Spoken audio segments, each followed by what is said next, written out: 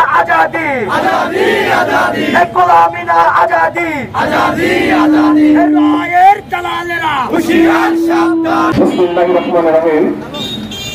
সংগ্রামী বগুড়াবাসী, আসসালামু আলাইকুম।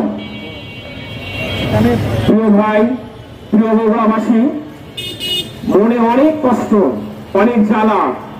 এই জ্বালা আরো কত বছর বইতে হবে আমরা জানি না। আমরা যদি না জাগি মা কেমনি সকাল হবে, তোমার ছেলে উঠলে মা রাত পোয়াবে তবে, সেটা আমরা 5ই আগস্ট প্রমাণ করতে পেরেছি। আপনারা দেখতে পান, আমি প্রথমে মিডিয়ার ভাইদেরকে বলবো যে স্বৈরাচার আপনাদের হাত পা কলম সব বন্ধ করে রেখেছিল। এখন তো আপনারা মুক্ত, অন্তত এখন আপনাদের জায়গা থেকে প্রতিবাদ করার সময় এসেছে।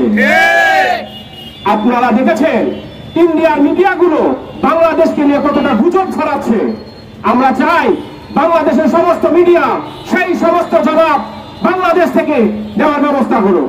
এই জন্য মিডিয়ার ভাইদের প্রতি আমার একান্ত অনুরোধ।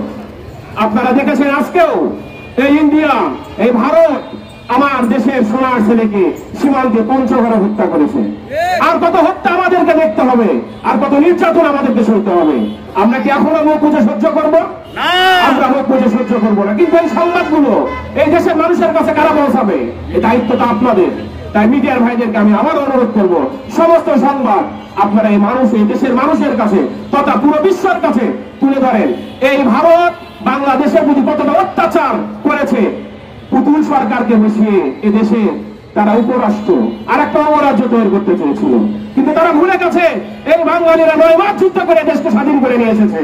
তারা ভুলে গেছে এই বাঙালিরা এই ভিতরে থাকা, আপনার বাড়িতে যদি কোনো শত্রু থাকে তাকে দমন করা অনেক কষ্ট হয়, কিন্তু এই বাঙালিরা যারা ফেসবুকে আসক্ত, মোবাইলে আসক্ত, যারা ভেবেছিল এই দামাল ছেলেদেরকে কোনো কাজ হবে না, তারা এই স্বৈরাচারের পতন ঘটিয়ে প্রমাণ করে দিয়েছে এই দেশের জন্য, এই দেশের মাটির জন্য আমরা এক বিন্দু ছাড় দিতে রাজি নাই।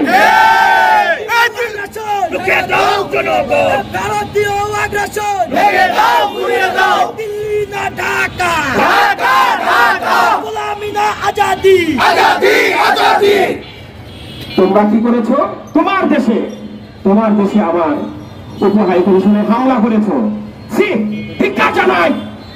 মমতা ব্যানার্জি বলে যে তোমরা বাংলাদেশে শান্তি মিশন থেকে সৈন্য পাঠাবা। আমি বলতে চাই মমতা ব্যানার্জিকে, তুমি তোমার দেশে আমার রাষ্ট্রদূতকে নিরাপত্তা দিতে পারো নাই, তাই আমার দেশের আগে তোমার দেশে সেই শান্তি মিশনের লোক প্রয়োজন। আমাদের এই বগুড়া থেকে আমরা জানিয়ে দিতে চাই, গণ অধিকার পরিষদ কি আপনারা জানেন? যে সময় বিভিন্ন বলেছিল যাকে অনেক নির্যাতন 10 দিনের রিমান্ডে নেওয়ার পরে নির্যাতন থেকে বের হওয়ার পরেও বলেছিল আর 10% ধাক্কা দিলে এই সরকার থাকবে না। তাই আমি বলতে চাই ভবিষ্যতে গণ অধিকার পরিষদ এই বাংলাদেশ তথা বাংলাদেশের সকল মানুষকে নিয়ে এই বাংলাদেশের মানুষের নিরাপত্তার জন্য সর্বোচ্চ কাজ করে যাবে ইনশাআল্লাহ। মিডিয়ার ভাই, আপনাদেরকে আবারও পরিশেষে বলতে চাই, আমাদের দেশের সঠিক তথ্যগুলো পুরো বই বিশ্বের কাছে পৌঁছে যান। তারা বারবার হিন্দু সম্প্রদায়কে সামনে নিয়ে আসে। আপনারা দেখেছেন 5ই আগস্টের পরে কোথাও হামলা হয় নাই, বরং তাদের নিরাপত্তার জন্য আমরা রাত জেগে পাহারা দিয়েছি। আমি হিন্দু ভাইদেরকে বলবো, আমি সনাতন ধর্মের ভাইদেরকে বলবো, ইসকন কোনো ধর্ম না, ইসকন একটি সংগঠন, আর বাংলাদেশ ইসকন একটি জঙ্গি সংগঠন। আপনারা যারা সনাতন ধর্মের লোক আছেন তাদের কাছে অনুরোধ করবো, ইসকনের ফাঁদে আপনারা পা দেবেন না। ওই স্বৈরাচার মোদী সরকার আর স্বৈরাচার হাসিনা যে ষড়যন্ত্র বাংলাদেশকে নিয়ে করতেছে, আপনারা সেই ষড়যন্ত্রের পা দেবেন না। দয়া করে এই দেশের সম্প্রীতি বজায় রাখবেন, দয়া করে এই দেশের সম্প্রীতি বজায় রাখবেন। আপনারা আমার ভাই, আমরা আপনার ভাই। আমাদের দেশে কোনো হানাহানি, কোনো সংগ্রাম নাই, কোনো বিভাগ নাই। আমরা ঐক্য চাই, শান্তি চাই। আমি এইটুকুই বলবো যে গণ অধিকার পরিষদ মানুষের কল্যাণ নিয়ে, মানুষের মঙ্গলের জন্য সারা রাষ্ট্রে, সারা দেশে কাজ করে যাচ্ছে। আপনারা এই তথ্যটা সকলের কাছে পৌঁছে দেবেন। পরিশেষে সবাইকে ধন্যবাদ জানিয়ে আজকের প্রোগ্রামের পরিসমাপ্তি ঘোষণা করছি। আসসালামু আলাইকুম।